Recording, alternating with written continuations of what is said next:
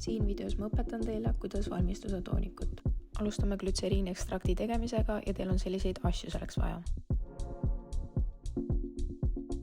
Lõikad 14% terves koguses kuivatatud taimi, meie kasutame siis raudrohtu, lisa 78% glütseriini ja 8% destilleeritud vett. See peaks siis selline kokku pressitud välja nägema. Seejärel pange silt peale, millal sa selle tegite ja pange 2 nädalaks seisma. Kui see on 2 nädalat seisnud, pressige sõelast läbi, nii et ainult glütseriini ekstrakt jääks alles. Nüüd me valmistame tooniku ja teil on selliseid asju vaja. Koostisosasi leidub Depost, Bauhausist ja apteegist. Alguses lisage 41,6 grammi lillevett. Lilleveele valage juurde 50 grammi destilleeritud vett. Nüüd võtame enda valmistatud glütseriinekstrakti ja paneme seda 5 grammi. Nüüd on meil vaja allantoini. Seda on meil vaja 30 grammi. Nüüd on meil sellist asja vaja nagu biokard ja seda lisame 1 grammi.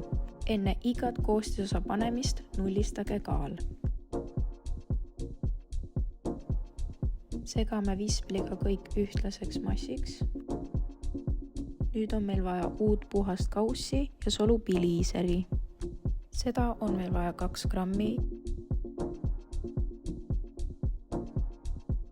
Seejärel lisame Sanddorn Fruchtfade 0,10 grammi.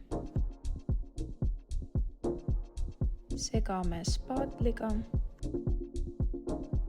Seejärel lisame selle meie enne valmis tehtud vedelikule. Desinfitseerime pH meetri.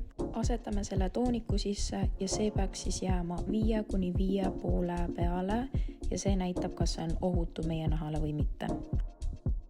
Desinfitseerime selle uuesti. Segame kõik läbi viimast korda ja valame enda tooniku purki. Keerame korgi kinni ja voilà, meie toonik ongi valmis. Selline on lõpptulemus.